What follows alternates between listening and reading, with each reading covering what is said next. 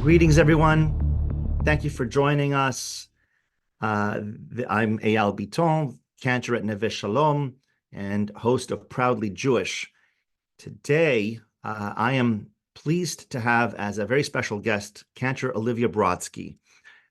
Cantor Olivia Brodsky is the cantor at East End Temple in Manhattan, where I just was a few days ago and did not have the opportunity to get together with her in person. So I had to fly back to the other coast to be able to actually talk to her.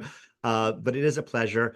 Those of you who do not know Olivia, I highly encourage you to check out her website and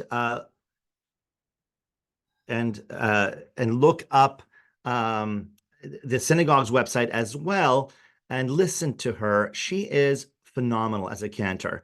And I met Olivia at a Cantors Assembly convention. How long ago was that? Maybe a year and a half or so ago, maybe 2 years. It's a bit of Last August, I think, last was it? August. Okay, my sense of time. Okay, so last August. While the timing is not clear in my head, the moment of meeting Olivia is clear, and Olivia was just a delightful person with a lot of talent. And but we didn't know each other well, and became Facebook friends and social media friends and carried on. And when October 7th massacre occurred, and the ensuing war and anti-Semitic onslaught after that, I took to social media to share my voice as a Jewish community leader. And I saw a few people doing the same thing, and I certainly saw Olivia doing that. I saw Olivia all over social media, writing consistently, and I was going to say daily, but I'm not clocking what she's doing every moment, but consistently, and being a strong voice.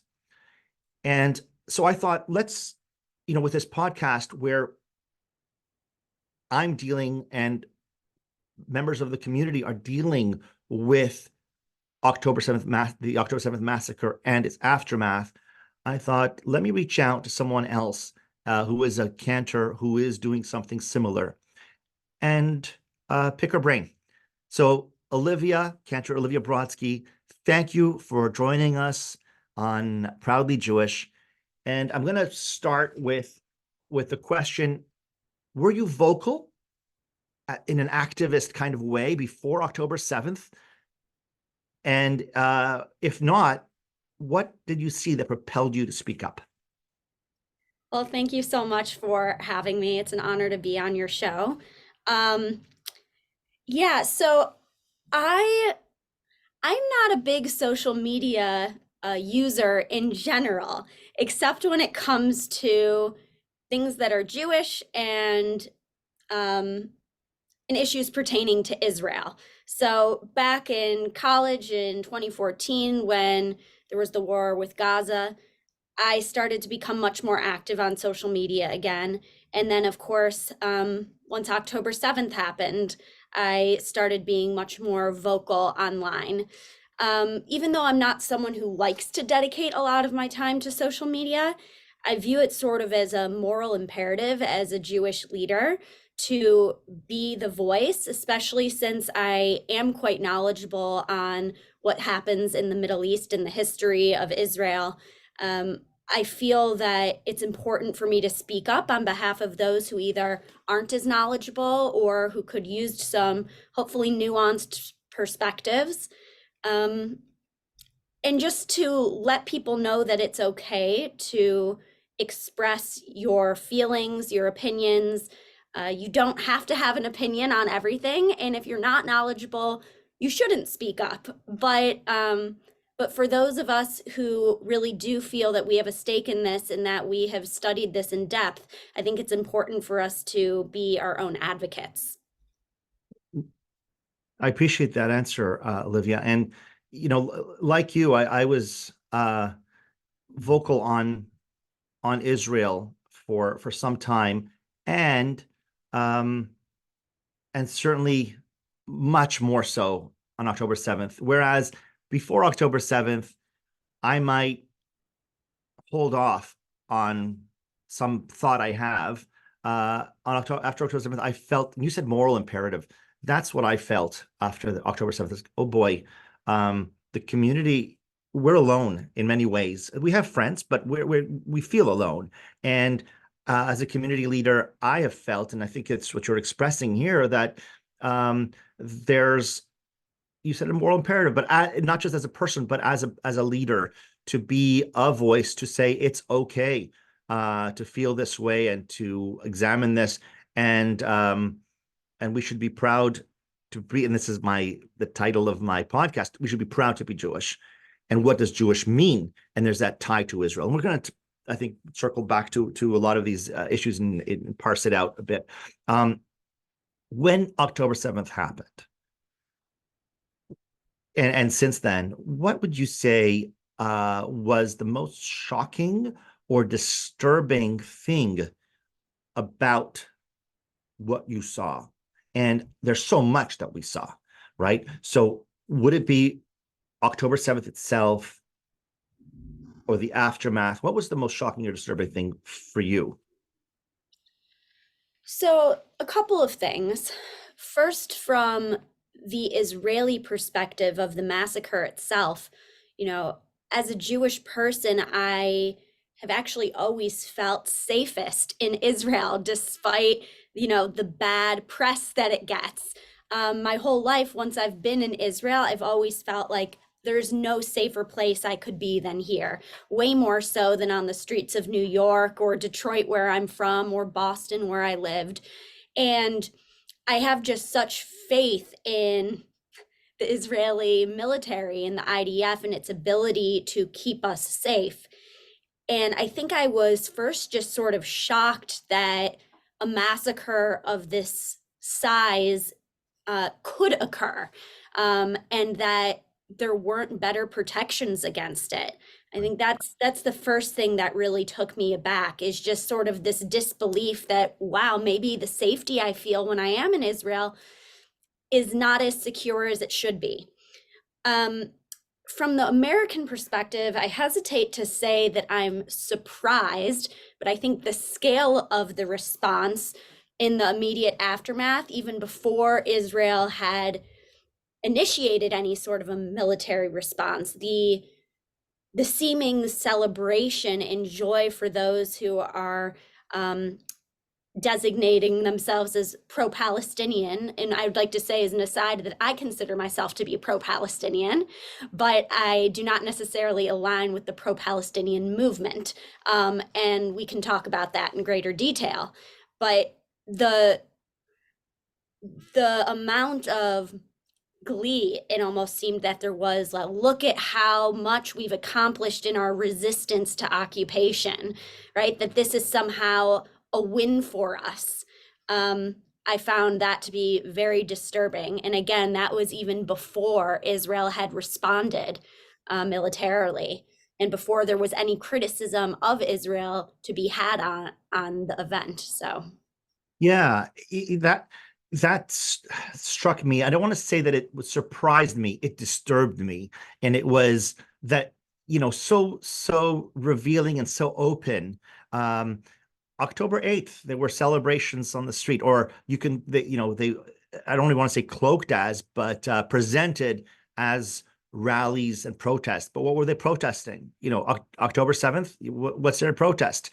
And people that I know and know of, I'll give you an example. There's a person that my wife and I know, who's Palestinian, Canadian, and on immediately October 8th, I think it wasn't that there was celebration. A Palestinian flag went up on our social media, and the comment was more about, I worry about what's going to happen as a backlash to the Palestinian side. Like, that's your first thought. I understand you have to censor yourself, but there was this.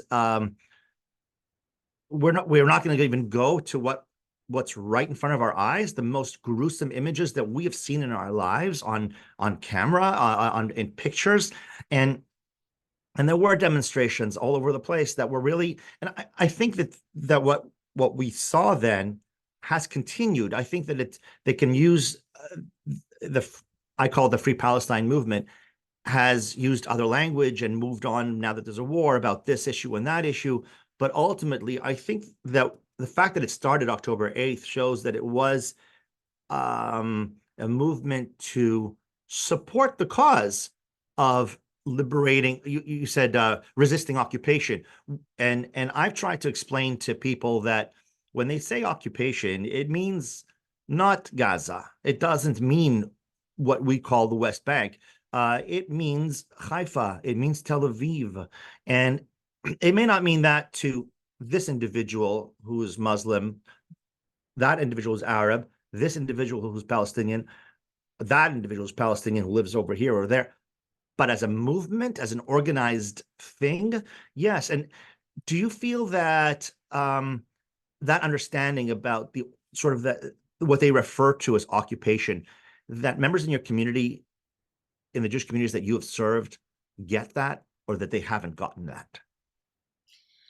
So, would you mind elaborating? What do you mean by got? Meaning that when the term occupation is used, when I've spoken to Jewish communities or listened to the Jewish communities say that, they're referring to the occupation as being the occupation of in the past of Gaza and the current occupation of the West Bank. When I've heard Palestinians say it, they're talking about Haifa and Tel Aviv. The entirety from the river to the sea, From the river yes. to the sea. And so my question to you is, have you noticed among the Jewish communities that you've served an understanding of the other perspective of what occupation means? And so do you think that they get it, that occupation, that the fight against occupation is really a fight against Israel entirely? Or do you disagree that that's what that's about? So, I am in a very progressive community. So, I mean, any Jewish community has a diversity of views, of course, right? We all know that. But in my community in particular, it is very social action driven. It is very American liberal progressive, and um, so there's a whole array of people with varying interpretations of what this means. On the whole, I think everyone in my congregation, or the vast majority of people in my congregation, understand that when they use the term occupation, or when I, as the cantor, use the term occupation, I'm specifically referring to, the 67 borders, as opposed to the entirety of Israel, which the Free Palestine movement seems to believe is occupied, that a free Palestine would mean everything, all of the cities, that Israel would cease to exist and the land would be renamed Palestine. I do think that most of my congregants are able to make that distinction. And I think that's also part of the problem with language that we see in general around this war and on social media. You can say one thing and mean another, and it can be interpreted so many different ways, right? So I know what I mean when I say occupation, and I'm fairly outspoken with my criticism of the Israeli government, of Likud, of Netanyahu, who certainly have a lot of faults. Um, and yet, I am a proud Zionist. That is a core part of my identity. And I view patriotism as not being, prohibited from critiquing your government. It means that even when your government's doing something you disagree with, you want the best for your country. You want your country to be her best self, and you're going to take the steps to help achieve that, right? So it's hard because all of a sudden words that had one meaning are being warped. And all of a sudden, Zionism means that you support quote unquote occupation, whatever that means, whether it's, 67 borders or the entirety of the state of Israel. And it can be very difficult to navigate conversations and not realize how people might interpret your use of terminology. Now, you spoke about being in a progressive environment, and I am as well. I'm in Portland, Oregon, in a conservative synagogue, and there's an interesting article that you wrote. Now, I want to mention to the people who are watching and listening here that we started off talking about how you have been vocal, and I have found it really interesting that you have written a few articles with the rabbi you work with, right, at East End Temple, Rabbi Joshua Stanton, correct? Yes. Uh-huh. Okay. And it's amazing that you are collaborating in this way. It's amazing that you're both taking on this leadership to be a voice in this difficult time, and also before this time, it sounds like. But there's this recent article that you co-wrote with him called, I'm looking for it here, "Do Jews Still Have a Place in Progressive Politics?" And there's the vast majority of the Jewish community are on the left in America, are on the left. We believe in liberal values. Liberal values have been helpful to Jews for various reasons and in various ways. And so many people that I've heard of woke up October 6th. They were firmly left liberal, whatever that is, in October 7th, or perhaps another day later, October 8th, weren't sure what that meant, weren't sure how stable and secure they were in there. Could you tell us about this article and your perspective? What if you're dealing with a congregation, with a community that is progressive, do Jews still have a place in progressive politics was the question. What's the answer? Do they or do they not? So I'm not going to answer that directly quite yet. I'm going to contextualize it first, which is, first of all, we did receive a little bit of backlash for this article, that some people felt we were endorsing this idea that you have to make a choice between your Zionistic values and your progressive values, and that somehow that was something we were advocating for, which is not at all the case, right? Quite the contrary. What we were trying to point out is how disillusioned we feel, and a lot of other American Jews feel right now, that our natural allies, so to speak, right? The people that we marched with for Black Lives Matter and the LGBTQIA plus community and Stop Asian Hate, or whatever it might be, that the people that we've always been there for when it really push came to shove, or atrocity, that all of a sudden these people, at least for the most part, with a few exceptions, were not by our sides, and feeling that there has been this juxtaposition in progressive circles that somehow Zionism is not a progressive cause, which is really damaging to Jews and distorts the meaning of Zionism, right? Zionism, in its simplest terms, is the Jewish right to self-determine in our historic homeland, which is the state of Israel. That's it, like full stop. It has nothing to do with policy. It has nothing to do with how it's implemented. It has nothing to do about determining whether it's a Jewish state, aka a theocracy, or a state for Jews, meaning a secular state that just has a lot of Jewish people living in it, right? All of that is commentary. And what we are struggling with is the fact that somehow these values are being categorized as incongruent, right? That you can't be both. And it's very strange and disturbing, because it is a value amongst progressives to have people, especially minorities, be able to self-determine, right? This is core to that ideology. And so all of a sudden, for Jewish self-determination to be the lone soldier that isn't acceptable, has been very alienating. So going back to your original question, I guess I want I want Jews to have a place in progressive politics. I don't think the answer is for us to abandon the progressive movement altogether, because I feel strongly that I want to hold on to my values, and my values extend beyond policy pertaining to Israel, right? It's bigger than that. However, when there's an existential threat to Israel, it can be very easy to feel that Jewish safety, so to speak, should take precedent over any other issue that one might usually vote on, right? So we understand that's a reality we feel through generational trauma and now through current trauma as well. But I don't think the answer is to totally abandon progressive politics. I think it's for us to be more selective in which progressive leaders we support and whose voices we uplift, right? There are progressive leaders who are both, you know, pro-Palestine and pro-Israel. Those things should not be mutually exclusive. And I think our work is to elevate those voices. I hear you. And that's, I'm not an American and I'm not in New York, but one person that I think does great, great work and is an amazing spokesman who doesn't have to be is Richie Torres. In I was just going to say, yeah.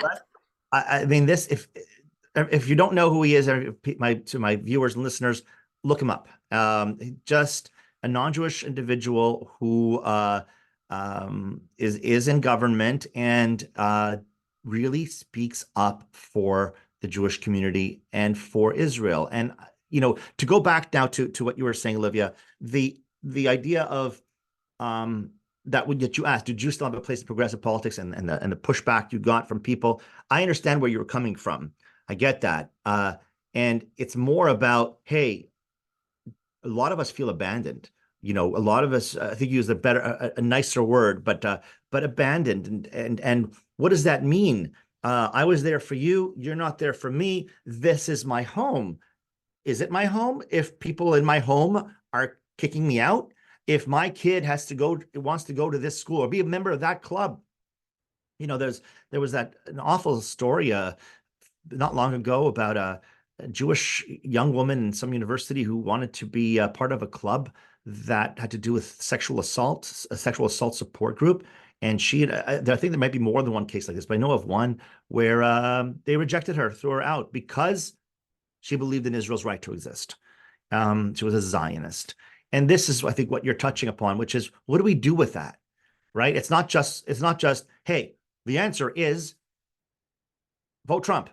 That's not what you're saying. And that's not what I think is being said, but it's a question. And that's, I've met a lot of members of my congregation, members, Jews out there that have responded to the podcast that have touched upon what you've touched upon, which is, I don't know what my home is exactly. And I'm not sure what to do with this. And that's what we're doing, is trying to grapple with this. The ground hasn't settled yet. And we're being thrown out of this area and a little bit out of that area. What do we do with that? And in 2021, you mentioned the 2014 Hamas war. In 2021, there was another small war that occurred with Hamas. And I remember thinking this would be a wake-up call, which it wasn't for the Jewish community. Not enough of one, I thought, whereas this one is. But a wake-up call. And there was a backlash there too from the progressive movement. And I remember saying to some people, listen, if you're on the left and you're progressive, instead of abandoning Israel, not that this is what happened exclusively, but when I did see a lot of that, like, instead of abandoning Israel, step up and say, I want a spot at the table. I'm left. I'm a progressive. Hear my voice. So I Let find me it help contribute to Israel's improvement, right? Let's make it better, not abandon it. Let's make it better. Right. And, I like telling the following story about denominations. I'm going to switch them out a little bit to Jewish denominations because I think it's connected. I remember talking to an old friend. I hadn't seen him in many years in Montreal, and he had become Chabad Lubavitch. And he said, "Oh, where are you? Oh, you're a cantor now. You're conservative. Oh, okay. Conservative Judaism isn't in big numbers the way it used to be. Chabad is growing, Reform is growing, but not so much your organization." And then he said something that was really interesting. He says, "But we need you. You're part of the rainbow." And it's like, wow, right. The Judaism and the Jewish community is diverse. We're not just one thing, and we need to resist. I'm pontificating here, but we need to resist this pigeonholing and saying, "Oh, you believe in Israel, therefore you are this," or whatever that might be. So I'd like to talk to you about this denominational divide. Um, you know, what do we do with that? Do they matter anymore? How important are they? I'm a cantor in a conservative movement. You're a cantor in the Reform movement. We both love Israel, and it's not just a political entity that we're talking about here. We love this part of our identity. I think that we are connected to this ancient homeland. What are your thoughts on the Reform, conservative, Orthodox, and other denominations? The divide, are they less important today than they were before? Or can you talk to that? Yeah. I think it also depends on whether we're talking about an American society or whether we're talking about an Israeli society or, European or Canadian, right? So I think, but for the sakes of this podcast, I'll refer just to American society and Israeli society, the two that I am somewhat a part of. In American society, I definitely think there are still significant divisions, unfortunately. Right? There are people who, how do I say this in the most politically correct way? There are people who judge one another, even within our own tribe, so to speak, of you not being Jewish enough, you not being dedicated enough, you not being outspoken enough, right? And it's easy to do that from really far away, to pigeonhole yourselves and to say that as a reform movement, we believe in X, and as a conservative or Orthodox movement, we believe in Y, and to let those differences sort of dominate. There's definitely been a lessening of that in the aftermath of October 7th, right? There is a unity that has come about, even in American Jewry, a sense of solidarity or of just realizing that we have to be allies with one another. It is a necessity, right? Because when our usual allies have, to use your word, abandoned us, who can we turn to? And the answer is to one another. Even if, the Orthodox rabbi doesn't believe that I have smicha and, that as a woman I can really lead a Jewish community, that does somewhat become irrelevant because we are each other's support when it seems that the rest of the world is against us. When it comes to Israel in particular, what I find so fascinating about this question is that Israel was deeply divided, right? Especially with the attempts for judicial reform, right? Which would hinder the checks and balances of the Israeli government. Massive demonstrations in the hundreds of thousands for liberal or progressive Israelis or more secular Israelis versus more observant and right-wing Israelis. And all of a sudden, that was totally secondary, right? Now it was like no one was talking about that on October 8th. It was all, we need each other. We need to get on the same page right now because when we're divided, we are most vulnerable. And what happened is that we were taken advantage of because of our divisions. It was easier, I think, to attack us when we, didn't have our guard up. I wonder how long that will remain true, I guess is my question, right? So that was definitely true for the first month after October 7th, perhaps even for the second month. But now as you read the news and you're seeing more and more Israelis, who have opposition to the military tactics in Gaza or lack thereof, depending on your perspective, that there is more of a division again. Even so, it is an existential threat in Israel. So the need to be unified is much stronger when you have skin in the game, literally. Yeah. There's so much that you've said. I want to, oh, I could ask you about this. I could ask you about that. But let's turn to something, the ADL. Just yesterday, yeah, January 10th, I believe, the Anti-Defamation League put out, they changed its criteria for what is anti-Semitism. And as a result, they've been pointing out that their stats on anti-Semitic incidents for 2023 are like have skyrocketed, and 2024 as we start the year skyrocketed because of all these Free Palestine, anti-Israel demonstrations. Now, whereas they might not have been counted before, they're being counted today. And I'm looking at, yeah, 2/3 of these anti-Semitic incidents are now tied to Israel. And in November, Jonathan Greenblatt said that what we've seen in these anti-Israel, pro-Palestinian activism, had, quote, clarified and confirmed that fanatical anti-Zionism from the hard left is as dangerous to the Jewish community as rabid white supremacy from the extreme right. And I said this in November, but this change happened today. Literally yesterday. Can you comment on that? And, the ADL itself, but also, I think that many people look at these rallies and don't feel safe as Jews. It's not just a commentary, it's not the same thing as Jews or Israelis demonstrating against judicial reform, where it's a political thing. This is something different. So do you think they got it right? Or what was their thinking in making this change? So first of all, I want to touch on something that you said, which was like the pro-Palestine / anti-Israel protests. I think that's a big part of our problem right there, is the conflation of the two, right? If it's just pro-Palestine, right, that I see injustices happening to the Palestinian people, I want to help fix that, not just for their benefit, but also for the benefit of the Jewish people and for the safety and security of Israel long term and for peace in the region.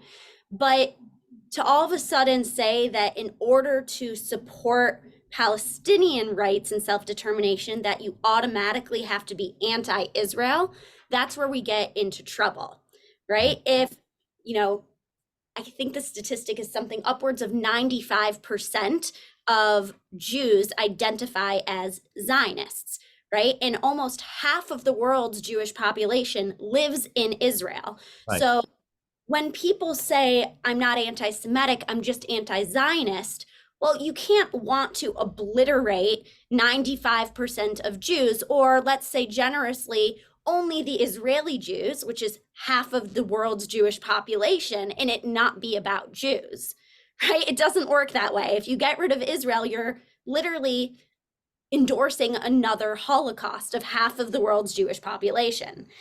And so that's where my problem with anti-Zionism is. And I wish that there was a way to send this messaging that if you were just advocating for an end to the siege of Gaza and an end of the occupation of the West Bank, or, denouncing expansion of settlements, then I'd be right out there with you, right? I'd be rallying by your side. But as soon as the focus turns to hating Israel, and I do think that by default, hating Israel means hating Jews. When you vilify the only Jewish state in the world where half of the world's Jews live, it sends the message that Jews themselves are inherently evil, right? If Israel is committing genocide, you're saying that half of Jews on earth are guilty of genocide, is how I interpret it, right? And those beliefs make it much easier and serve as justification to attack Jews, to be anti-Semitic, and to literally, endorse violence against them, right? Because if these people are evil oppressors, what do? You have to eliminate that threat from society, right? You're doing a service to the world. Yeah. And that's where it gets really dangerous. Sorry, I think I went off a bit on a No, you're, tangent. Would you restate what your so initial question so was? you're I don't know if it's a tangent, but fine. The ADL Oh, thank you. Thank you. change itself, the Yes. specific changing Yes. criteria, because you're already, I don't know if it's a tangent, because you are explaining, in your view, why, why these incidents are anti-Semitic, because of this, if anti-Zionism is going to wipe out, you said obliterate even, if the effect is that dangerous, that lethal, then it affects us. But is there, did you want to say something Yes. more about the About ADL? the ADL, yes. So I actually just last week we met with David White, who is a regional director of the ADL, and he specifically told us that, they don't accept all reported incidents as being, quote unquote, valid incidents, right? Just because you're uncomfortable when you hear free Palestine doesn't mean that that's anti Semitic. So the distinction that they're drawing now, though, is when it crosses over from advocacy to hate, right? And so certain terms, so if a protest includes, globalize the intifada, and as Jews, we are hyper aware that the second intifada was incredibly deadly for Israeli Jews, there is nothing benign about that, right? It's calling for violence against Jews globally. If you're chanting from the river to the sea, the river being the Jordan River and the sea being the Mediterranean, that's not advocating for a two-state solution where Israel lives side by side with a Palestinian state, right? It's advocating for the dissolution of Israel for the benefit of Palestinians. So if you as soon as it crosses into the territory of you have to oppress one people in order to support another, that's where it gets dangerous. And I think that is the distinction that he said he was making. So I don't want people, well, I'm not a spokesperson for the ADL, and certainly they would have to speak for themselves. My interpretation of this statement that a lot of these rallies have now been characterized as anti-Semitic incidents, I'd caution against saying that totally broadly, because that serves the notion that one can't critique Israel without being anti-Semitic. And that's not what they're saying, I don't believe. It's that you have to be able to separate what is hate speech versus what is advocacy. Yeah. Okay. Thank you. And I appreciate that you had that extra uh, insight, for lack of a better word, that moment of that meeting with David White was his name. Yes. Okay. That helps contextualize, this change in the ADL's policy and criteria. Um, Going back to our roles as cantors and the synagogues, being vocal, do you find that, I hate speaking about our colleagues because we love our colleagues and we get them, but in general, do you find that clergy have been reticent in the past to wade in these waters um, because we recognize that there are differences of opinions in our congregations, in our communities? Do you find that's the case, or it just depends on the particular clergy, and have synagogues done enough to kind of lead our congregations in this Zionist identity? These are big. You can write a whole book on what I just asked, Yes, yes. but in brief. So again, it's not that I'm familiar with every synagogue in the United States to truly be able to speak knowledgeably on everyone's behalf, but having a lot of friends who are also clergy, and hearing about their experiences, I think there are two types of synagogues when you're applying for a job. There are synagogues that say, we keep politics off the bima, and there are synagogues who say, no, as Jewish leaders, we expect you and we need you to be vocal. Hmm. And there are clergy people who I think feel very strongly one way or another. I'm very much one of those people who I knew as soon as a congregation says to me, no politics on the bima, I either need them to elaborate as to what they consider to be political, because for me, as soon as something has its basis in Torah, if there is Jewish word about it, then it is not political. It is Jewish. It is an ethical Jewish value. Mm. And um, there are a lot of things that would fit that criteria, not to totally go off, but like abortion. Jewish law has a lot to say on abortion. And so I don't consider speaking about that from the Bima to be political.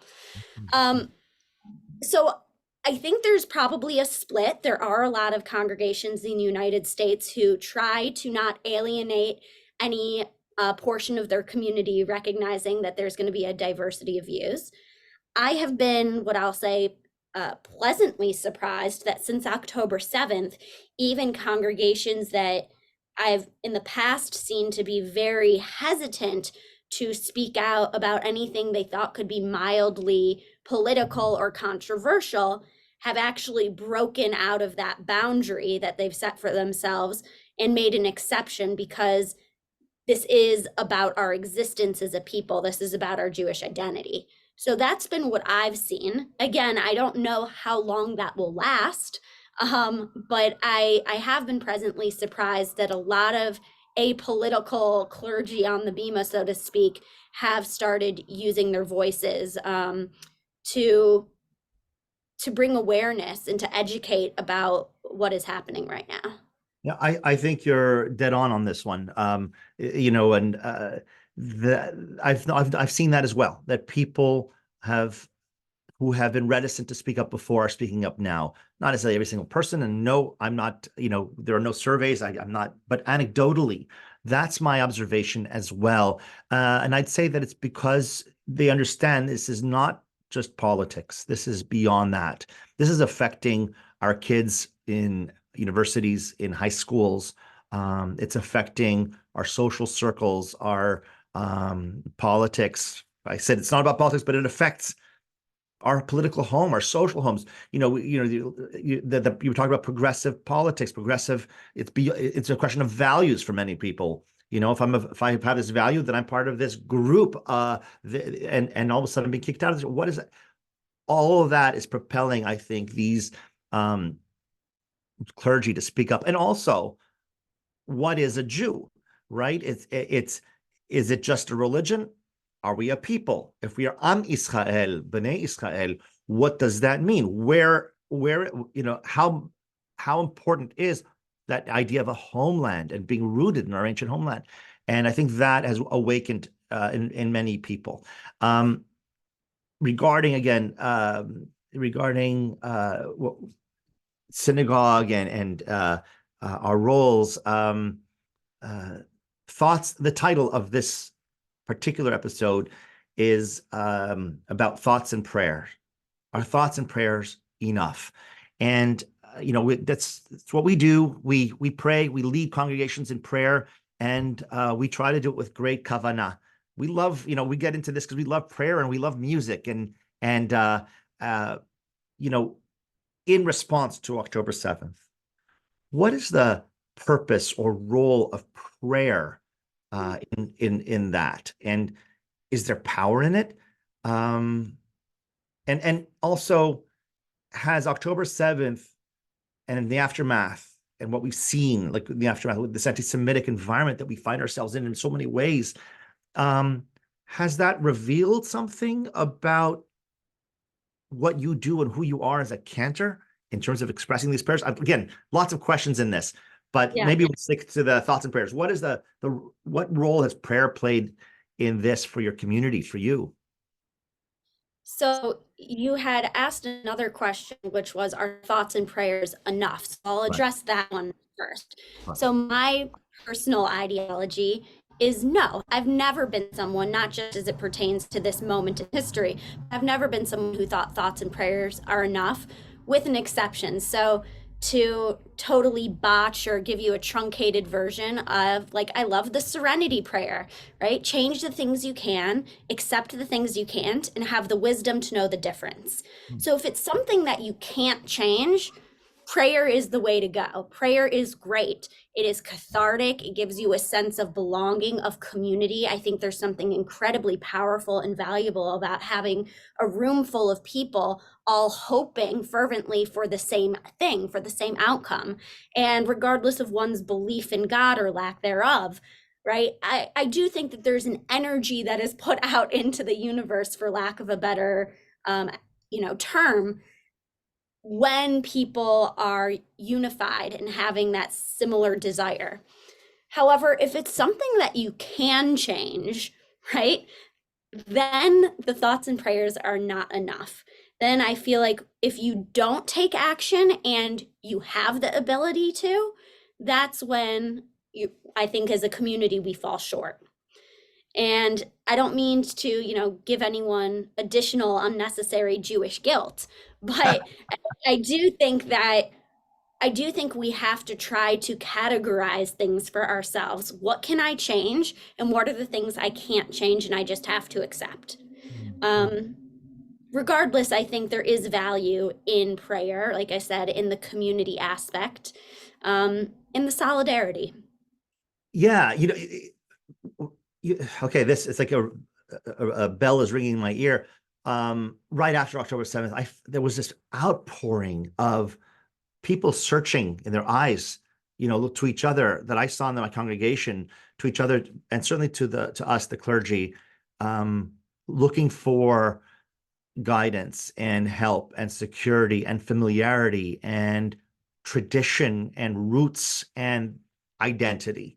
And all of a sudden, my role, that's partly why I asked that question, was, I've always felt super attached to this in so many ways, but now I feel a certain urgency to provide that to congregants who are in search of it. And that those words, solidarity, was another word you used, community, them looking to each other. And I don't want to just put it all on me or the rabbis, but the idea that we're here, we're part of a whole, right? And they give us, we give them, they give to each other, the community. And I saw that in so many ways, not just we had rallies, but solidarity rallies, but also in prayer and services.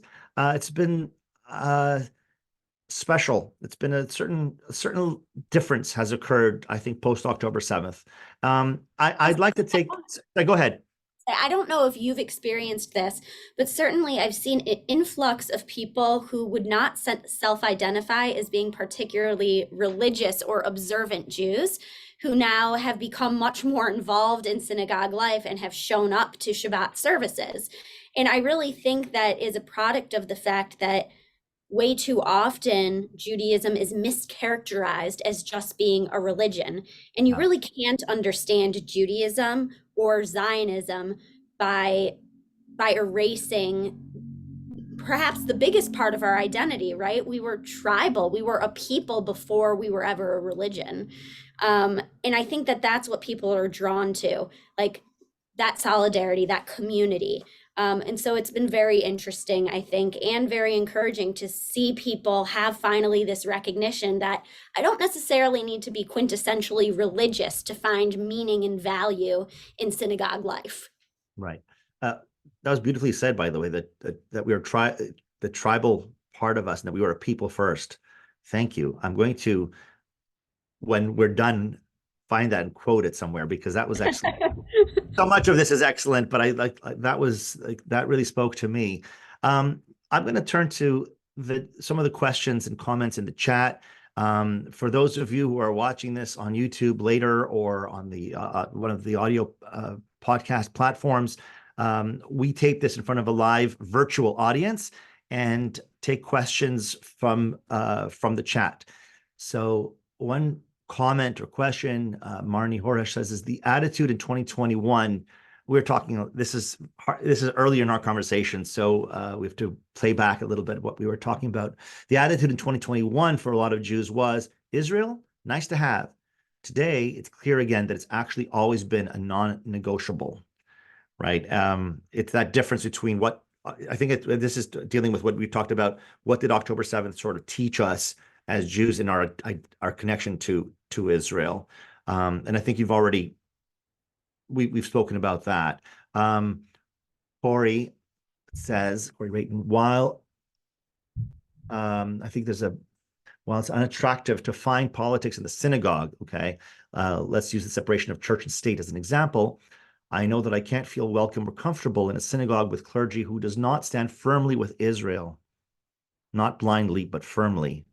My question is, how do we create congregational communities where every Jew who is participating feels at home?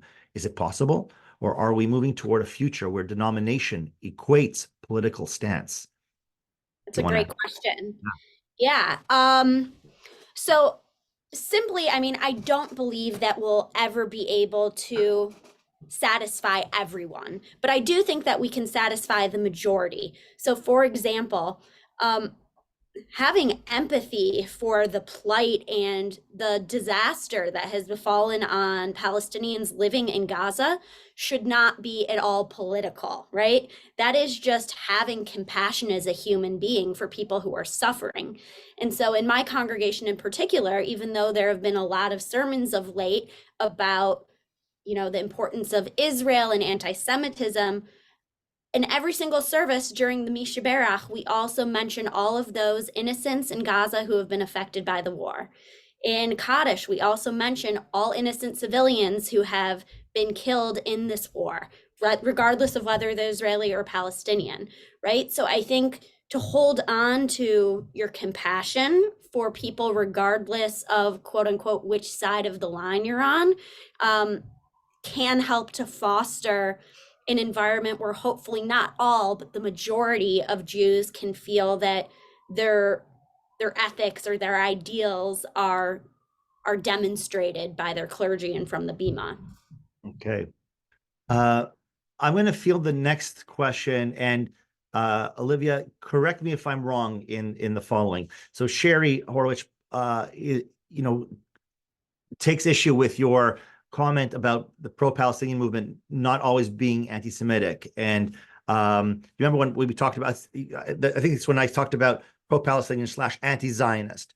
I believe Sherry and everyone here, I think it's worth clarification that what Olivia was doing there was commenting on was the term itself, not necessarily the specific demonstrations, and meaning that you can be, as she is, for Palestinians. We want what's best for them, but that doesn't mean we're part of the Free Palestine movement. And so I perhaps, when I said the pro-Palestinian / anti-Zionist movement, she was just trying to, I think, differentiate between in terminology. Yeah, Correct. and that doesn't mean that there's and earlier. I believe, Olivia, you did point out that much of the Free Palestine movement that we see, I'm paraphrasing, does contain a lot of anti-Semitic rhetoric or action. Perhaps you can this yourself. So I will say I understand you thinking that I'm sort of looking at the world through rose-colored glasses, and perhaps I'm too much of an optimist. That wouldn't be the first time I've heard that, certainly. But I do genuinely believe that there are people who align themselves with the pro-Palestinian movement itself who are well-intentioned. And that's one thing that I had hoped we would be able to talk about today that we didn't really get to touch upon, but this idea of intent.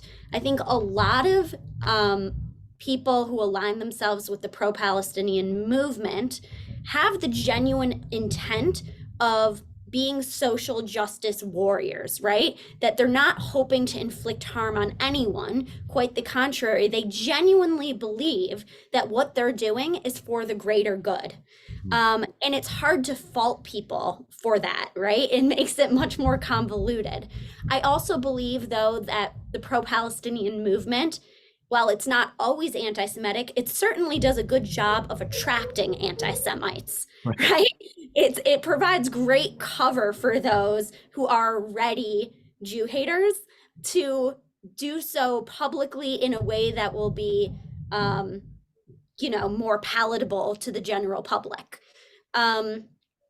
So So yeah, I think the intent is really what it comes down to. Is your intent to get justice and equality for all people, or is your intent to vilify? Is your intent to destroy? Um, and I think a lot of people in the movement are frankly just uneducated, well-intentioned and poorly educated. Yeah. I could be wrong. I certainly hope I'm not wrong. And regardless of whether or not I am, it doesn't negate the reality that a lot of pro-Palestinian demonstrations have become dangerous for Jews to be there, right? Um, so what do we do with it, regardless of how we view it, is I think a different question. No, good answer, Olivia. I think one or two more. Uh, Susan Brodsky, is that connection going to last when this war ends? And I think you already spoke a little bit about that, but what's your, put it this way, what's your prediction? I know we understand that this unity with each other, this connection that we have to each other and to the land of Israel as our ancient homeland, ancestral homeland, is there now. What's your prediction about the future, about tomorrow, after it all ends? So I think it'll last for a while, not indefinitely. I think it'll need a reset button. And unfortunately, whenever the next war or conflict is, which unfortunately I do think is somewhat inevitable, though I certainly pray that I'm wrong, um, I think we'll need a refresher on why Israel matters and is important, right? As you had said, it was always nice to have. And now we really are saying, oh, it's not just my escape route if America goes down. Now it's like, what actually happens and what if it's not safe there either? Um, I think I would probably equate it to how long did the American patriotism and unity last after 9/11, but sort of on steroids. I think for a long time, certainly for years afterwards, there was a deep sense of patriotism and solidarity. Um, and I would imagine that the same would be true, but perhaps more amplified because we are such a small community, and we're a minority. So I hope it's enduring. I don't know that it really will be, but certainly for the near future, I'm confident that it will. I actually agree with you on that, and I would add the following: the Jewish community overall, post October 7th, has shifted and is questioning things and is exploring things, and with leaders like Cantor Olivia Brodsky, um, we have a chance. What I mean by that is people are listening. They really are listening. They're paying attention to this podcast. This podcast wouldn't exist before. And I'm not saying this is the greatest, the most important thing. I'm saying we need more voices like this, more voices like Olivia. And they're out there, but now I think people are listening more and they're looking for ways to, and this is the key that I'm getting at here. They're saying, after all of this, where do we go? Where do we turn? Well, the Jewish community is resilient. The Jewish community has never shied away from questioning. And we're questioning right now all kinds of things, even that more difficult question that you asked before, for example, for progressive Jews, questions are being asked. What do we do about this? What do we do about that? Where do we go? I had a podcast that dealt with Jewish education. What worked yesterday? Is it working for tomorrow? I think that a lot of brilliant minds out there are asking the same questions. And I think a lot of brilliant minds are listening to other leaders like Olivia and saying, what can I do to help so that the next generation is more equipped on all fronts to deal with this, more tied to each other, and that has a bit more of that unity. That's my 2.5 cents on that. And I really want to thank Olivia Brodsky for joining us today. Olivia, you've been a phenomenal guest, and Thank I you so I much. really think your congregation is the better for having you there. You are, again, I want to underline the first thing I said before. Olivia Brodsky is a phenomenal Chazan, cantor. You listen to her voice, and I listen to her voice and I go, well, I'm not quite there yet. You know, and I know that I ever will be. So there's a great talent vocally and spiritually, obviously, and now as a people, you know, this type of leadership that you're showing is, you know, I applaud you, and I'm sure your congregation does as well. Thank you for joining us. Thank you so much. And I'll leave it off by also saying this phrase, pray with your feet, since this was about thoughts and prayers. I think my answer is pray with your feet.